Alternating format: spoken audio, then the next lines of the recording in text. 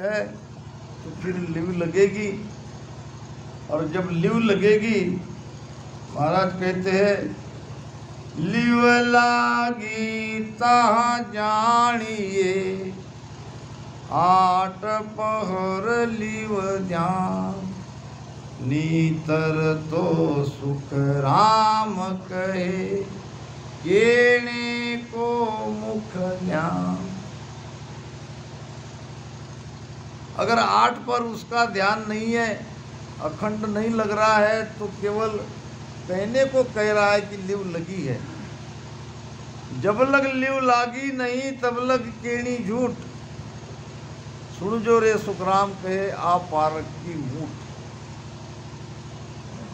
Live से ही पीऊ मिलते हैं, और लिव लगते लगते लगती है। तो महाराज कहते हैं इसके लिए चाहिए सच्ची लगन, सच्ची प्यास, सच्ची तड़प। साची लगन जिना घट लागे। अब लगन सच्ची लगी है, तड़प सच्ची है, तो अब चाहिए गुरु। गुरु गम जिसा भरम सब भागे। अब गुरु यहाँ 3 बातें महत्वपूर्ण हैं हमारी भक्ति में। एक तो हमारी आत्मा रुतवंती चाहिए, यानी तड़प चाहिए हमारे अंदर। दूसरा सदगुरु समृद्ध चाहिए, सदगुरु भेदी चाहिए। सदगुरु भेदी मिलते हैं, हम हमारी आत्मा तड़पती है। जब हम सुमिरन करते, सुमिरन तो करना ही पड़ेगा, तब वो फलित होता है। इसमें एक भी कम हो गया तो ये बात नहीं जमेगी। लोक लोक निर्णा सब जाने, और सर्व सुना का भेद पिछाने। वही सारे लोगों का निर्णय जानेंगे, उसका अनुभव करेंगे, और जितने भी भीतर में शून्य है वो सब शून्य का भेद वो पिछानेंगे। अच्छा, ये शून्य है क्या?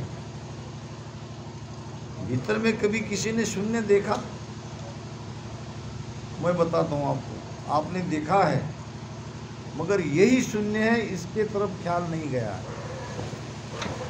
रसना से राम राम रटन कर रहे हैं, और बहुत प्रेम से रचना हमारी चल रही है।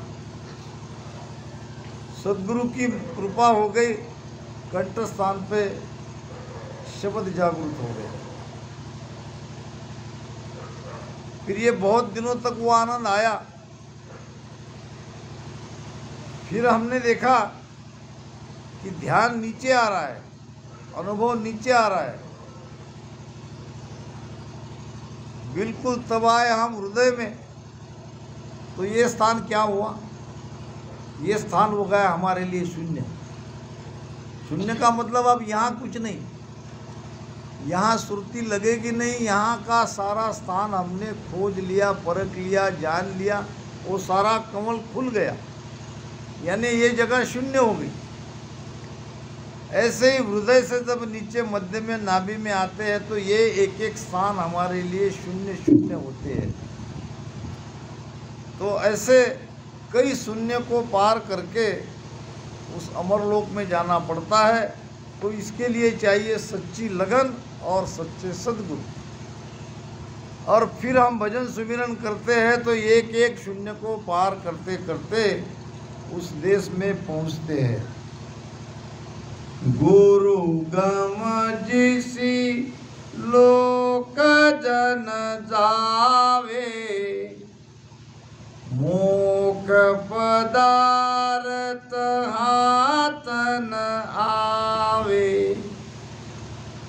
मोख पद का सतगुरु दाता, लोक लोक का संत विदाता। अब संत और सदगुरु में भी महाराज भेद बता रहे हैं। आपके भाग्य से आपको संत मिले कि सदगुरु मिले, गुरु मिले कि सदगुरु मिले,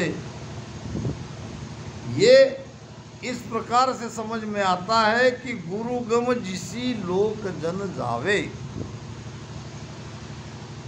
जैसा हम गुरु करेंगे, गुरु के पास जैसा भेद रहेगा, यानी गुरु जैसे जहाँ तक पहुँचे हैं वहाँ तक ही वो हमें पहुँचाएंगे। गुरु किया है देह का सतगुरु चीना नाय, भवसागर के बीच में फिर भटका खाए। देह का गुरु सु मुगत रे सुन देही की होए, आत्म की सुखराम के सदगुरु के संजो। देह के गुरु से भीतर भी की कोई समझ नहीं रहती है, वो तो बाहर के उपाय बताएंगे, विधि बताएंगे, पाप पुण्य की बात कहेंगे, कर्मकांड करेंगे, उपाय बताएंगे। सदगुरु ये कुछ नहीं बताएंगे। सदगुरु तो सीधे आपको भीतर में ले जाएंगे, सुरती शब्द का योग आपको कर देंगे। तो गुरु सदगुरु बहुत अंतर भाई, गुरु और सदगुरु में बहुत अंतर है। गुरुगम जिसी लोक जन जावे, मोक्ष पदार्थ हाथ नाव। यानी गुरु के शरण में जाने से मोक्ष की प्राप्ति नहीं होगी। फिर क्या करना पड़ेगा? ये मोक्ष पद का सतगुरु दाता, लोक लोक का संत विधाता। मोक्ष पद का सदगुरु दाता,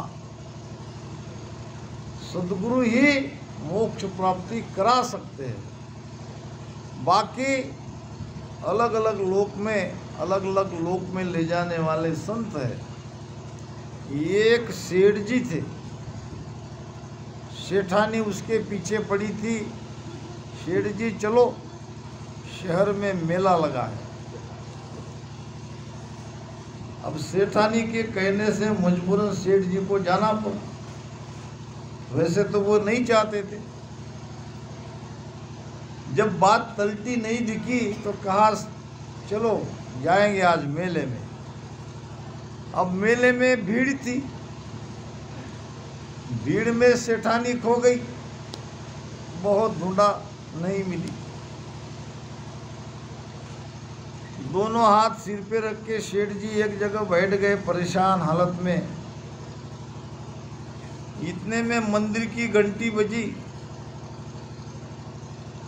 अब ऐसी स्थिति में तो परमात्मा सबको याद आ ही जाते हैं। नहीं, कबीर साहब कहते हैं दुख में सुमिरन सब करे।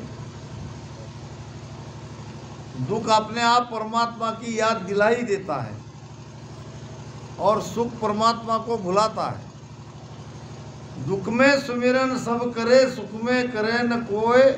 जो सुख में सुमिरन करे, दुख कहाँ से हो। तो मंदिर की घंटी बजी। सेठ को लगा चलो यहाँ बैठने से तो कोई फायदा नहीं, देखते हैं मंदिर में जाके भगवान को प्रार्थना करके। अब मंदिर में आरती की थाली थी, उसमें जेब से निकाला 500 का नोट, आरती की थाली में रख दिया और प्रार्थना करने लगा। अब तो रघुनाथ दया कर दो, घर नी को लगे न बिना घरनी को। घरनी नाम स्त्री, नी को नाम अच्छा। हे परमात्मा, घर काटने को दौड़ता है, घर सुना सुना लगता है, घर अच्छा नहीं लगता है क्योंकि मेरी घरवाली गुम गई। अब घरवाली को ढूंढ के ला दो। अब तो रघुनाथ कृपा कर दो, घर नी को लगे न बिना घरनी। एक व्यक्ति आया, भाई क्या हुआ? मेले में पत्नी गुम गई, फिर क्या कर रहे हो? रघुनाथ जी को प्रार्थना कर रहा हूं कि मेरी पत्नी को ढूंढ के ला दो। सेठ जी प्रार्थना तो सही है मगर गलत जगह कर रहे हो। फिर कहाँ करूं? इधर करो, यहाँ कुछ मिलने वाला नहीं है। यहाँ कौन है? यहाँ बजरंगबली है। सेठ जी थाल यहाँ ले आओ, कृपा जो करे लला अंजनी को। सेठ जी आरती की थाली यहाँ लाओ, ये अंजनी का लाल हनुमान जी अगर तुमको कृपा कर दे तो वो तुम्हारी पत्नी को ढूंढ के लाएगा। सेठ जी थाल यहाँ ले आओ, कृपा जो करे लला अंजनी को। कपिराज से प्रीत विनीत करो, फिर से मुख देख सको पत्नी को। कपिराज यानी हनुमान, कपि यानी बंदर, बंदर का राजा हनुमान, भगवान बजरंगबली। कपिराज से प्रीत विनीत करो, फिर से मुख देख सको पत्नी को। दोबारा तुम तुम्हारी पत्नी का मुख देखना चाहते हो तो यहाँ मत आरती करो, आरती यहाँ करो। बजरंगबली से प्रार्थना करो, सेठ जी थाल यहाँ ले आओ, कृपा जो करे लला अंजनी को। सेठ जी कहने लगे कि भाई ये तो बड़े हैं, भगवान राम तो बड़े हैं, ये तो उनका सेवक है। सेठ जी ये मत पूछो, वो तो डिपार्टमेंट का फर्क है, इनके तरफ डिपार्टमेंट नहीं है, वो तो इनका काम है। ये राम जी तुम्हारी पत्नी को ढूंढ के नहीं ला सकता, तेरी पत्नी को ढूंढ के लाए क्या जो पतो न लगे सके अपनी को। जिसने अपनी पत्नी का ही पता नहीं लगाया तो वो तुम्हारी पत्नी को क्या ढूंढ के लाएगा। इसकी पत्नी गुम हो गई थी तो इसने ही ढूंढ के लाया। अब चमत्कार देखो, वहां जाके प्रार्थना करी तो सेठानी भी कहीं से आ गई भागते भागते, बड़े परेशान हालत में। देखा तो सेठ जी सामने खड़े थे। कहने का मतलब जिसके हाथ में जो चीज है वही तो देंगे। मोक्ष प्राप्ति के लिए हम किसी को गुरु बना के उसके शरण में चले गए तो काम नहीं चलेगा। मोक्ष पद का सदगुरु दाता और लोक लोग का संत विदाता। एक अलौकिक ग्रंथ कहूँ तो ही, लोक लोक न्यारा सब जोई। लोक लोक का सुख है न्यारा, सो मैं वर्ण सुनाऊं सारा। देखो, जिसने पाया वही तो खुला बता सकते हैं। तो महाराज कह रहे हैं एक अलौकिक ग्रंथ कहूँ तो ही, और लोक लोक न्यारा सब जोई। मैंने देखा, सारा लोगों का मैंने भीतर निर्णय किया, उस लोक को पार करके मैं गया। लोक लोक का सुख है न्यारा। जब भीतर में सारे लोगों का सुख का अनुभव महाराज ने किया तभी तो लिखा। अच्छा, हम अगर उस रास्ते से चलते तो हमको भी तो सुख आ ही रहा है, वो सुख मिल ही रहा है। लोक लोक का सुख है न्यारा, सो मैं वर्ण सुनाऊं सारा। ये सारे लोगों का वर्णन मैं इस अलौकिक ग्रंथ में सुना रहा हूँ, आप ध्यान से सुनो। के कोटक सुना चूर कोई जावे, से हंसा अमरापुर पावे। कोट सुना का विवरा दाखो, लोक लोक का सुख सब भाको। कोई बात छिपी हुई नहीं है, सारा ज्ञान खुला है, साफ है। कोई भी आके पढ़ सकता है, समझ सकता है। कोटक सुना चूर कोई जावे, अर्थात सारे ये करोड़ों शून्य भीतर ही है। सुन ही सुन्न सुन्न में साहिब जहाँ हरिजन का वासा। करोड़ शून्य को पार करना पड़ता है, तब हम जाएंगे अमरलोक में। कोटक सुना चूर कोई जावे, से हंसा अमरापुर पावे। कोट सुना का विवरा दाखो, विवरा नाम विवरण, एक करोड़ों शून्य का विवरण मैं इस ग्रंथ में आपको बता रहा हूँ। और लोक लोक का सुख सब भाकू, किस लोक में क्या सुख है, ये सारा निर्णय मैंने इस ग्रंथ में किया है। तो कैसे केवल भक्ति की यात्रा प्रारंभ होती है, ये महाराज आगे बता रहे हैं कि केवल भगत उदय जब होई, प्रगटे नावन कचक सोई। केवल भगत करे जन सूरा, सिर पर धारे सतगुरु पूरा। केवल भगत उदय जब होई, और प्रगटे नाव नकचक सोई। ये तो राम राम हम वेद के साथ रटन कर रहे हैं प्रेम से। ये इसलिए कर रहे हैं कि हमारे घट में नाम की जागृति हो, सदगुरु की मेहर हम पर हो जाए। तो जब ये नख से चक तक सारे रोम रोम में, 3.5 करोड़ रोमावली में, नाड़ी नाड़ी में जब ये शब्द प्रकटता है, तो भीतर में भीतर का सारा अंधकार मिट जाता है। प्रगटे नाव नक चक सोई, यही है कुदरत कला, यही है निहंचर।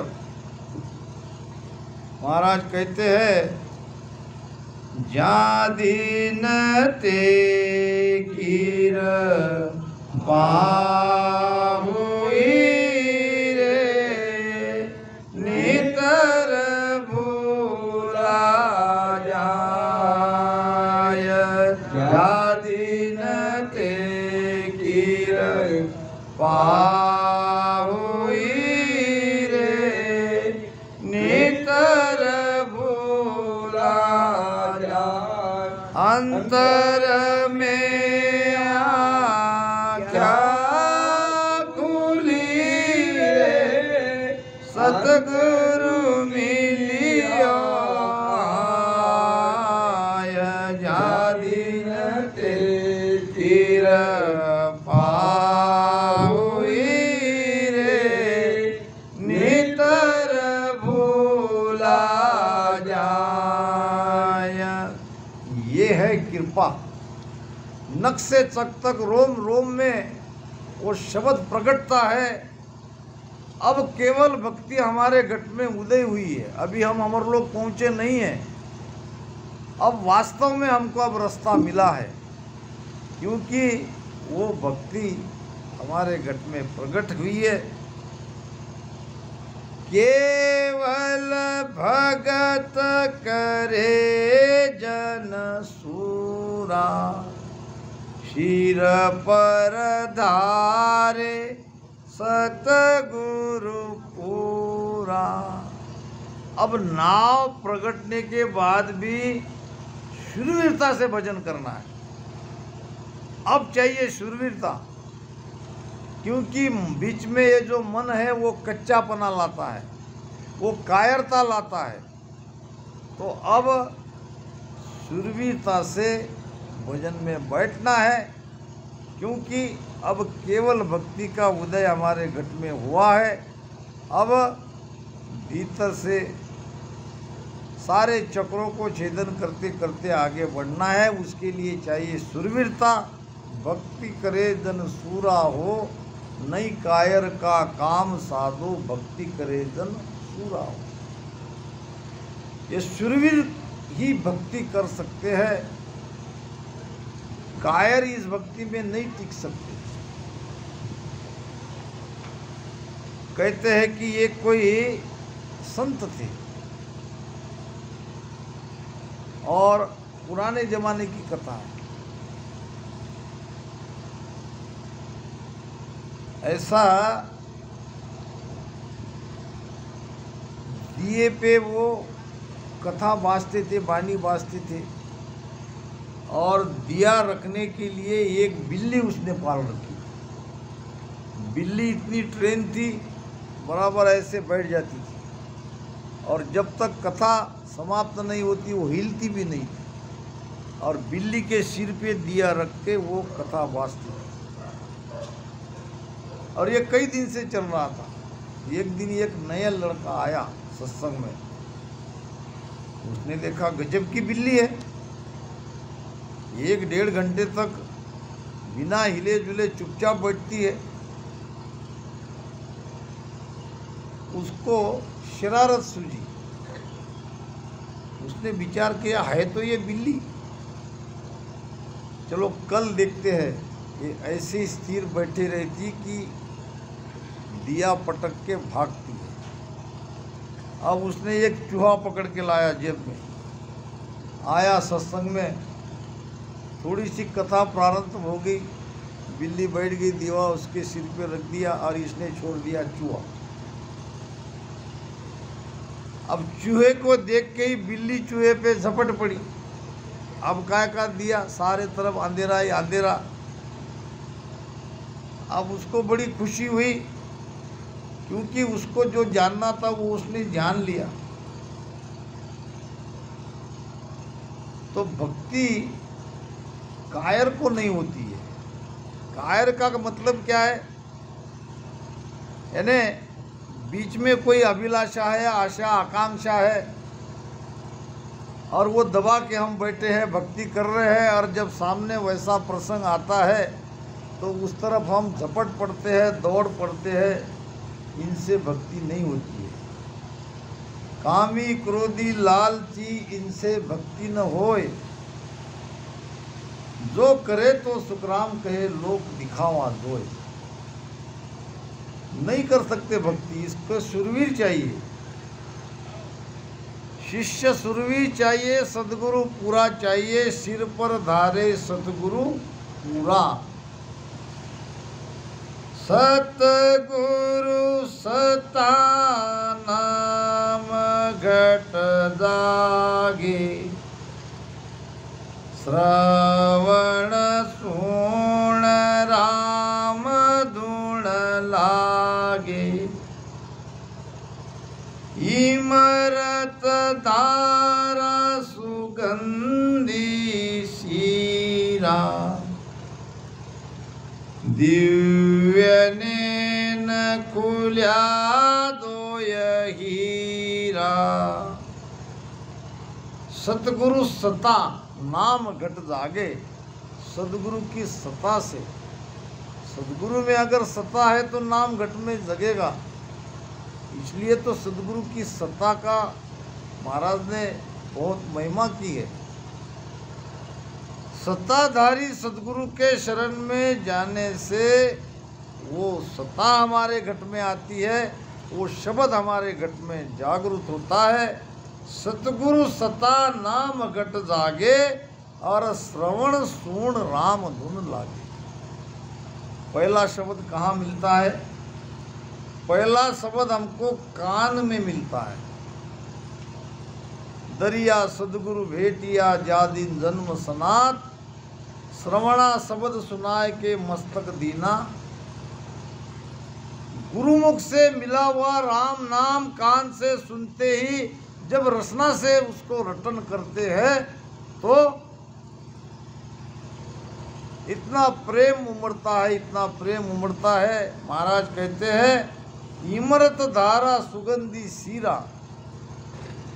इमरत की सीर यहाँ कंठ में आके उसका सारा फैलाव हो जाता है, मुख में चिकनाहट आती है और बहुत मिश्री जैसा स्वाद आता है।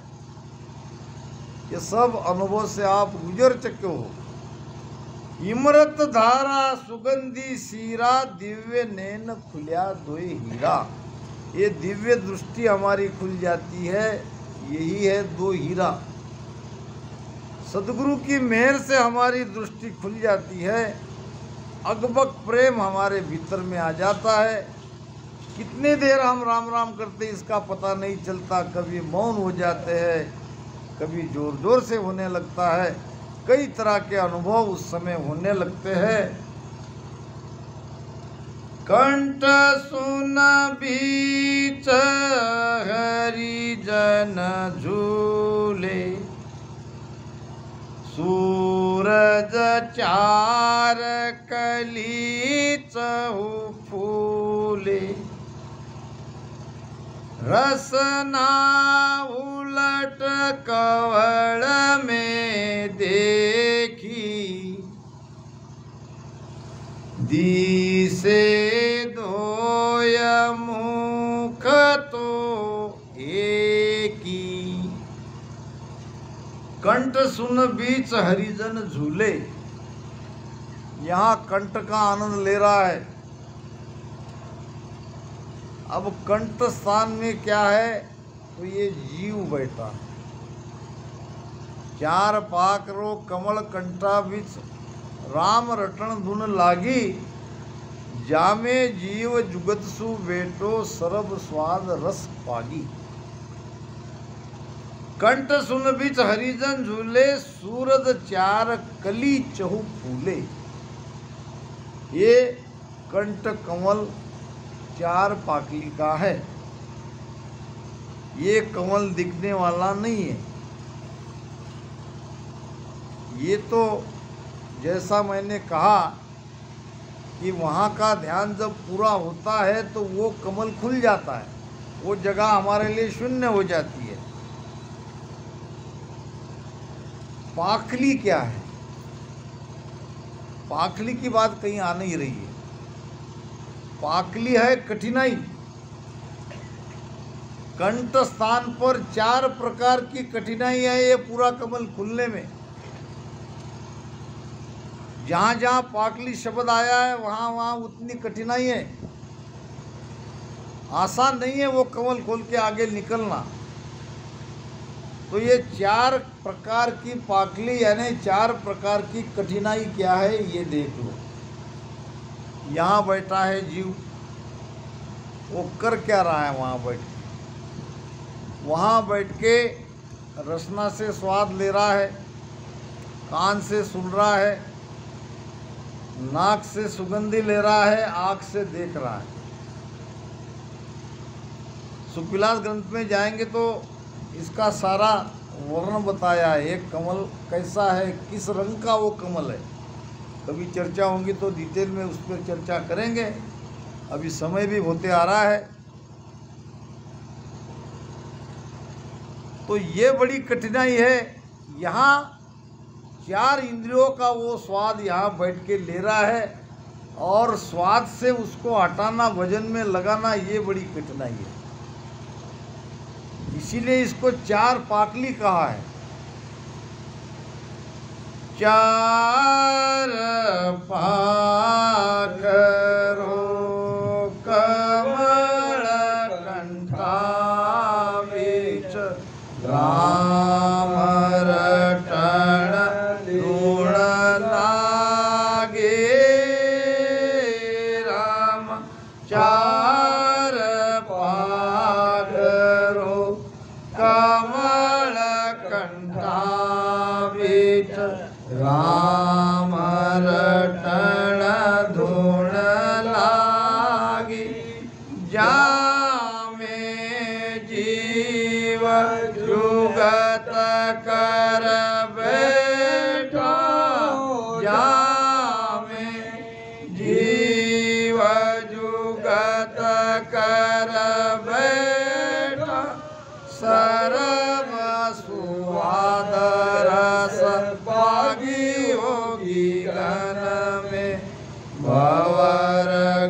जानावे। सर्व स्वाद रस पागी, वो 4 प्रकार का सुख यहाँ बैठ के वो ले रहा है। बस यही कठिनाई है। अगर इससे ज़्यादा आनंद उसे आगने लगा तो वो ये सब सुख छोड़ के वो आनंद में लग जाएगा। इस प्रकार ये कंठ स्थान खुल जाता है। उसके लिए चाहिए सच्ची लगन, सच्ची प्यास और पूरे समर्थ सद्गुरु, और शूरवीरता से भजन करेंगे तो ये आसान होता जाएगा। अगर हम कठिनाई मान के चलते हैं तो ये बहुत कठिन है। अगर इसको समझ के करते हैं और मन के ऊपर पॉजिटिव थिंक रखते हैं तो ये कोई बड़ी मुश्किल बात नहीं है। इन्हीं शब्दों के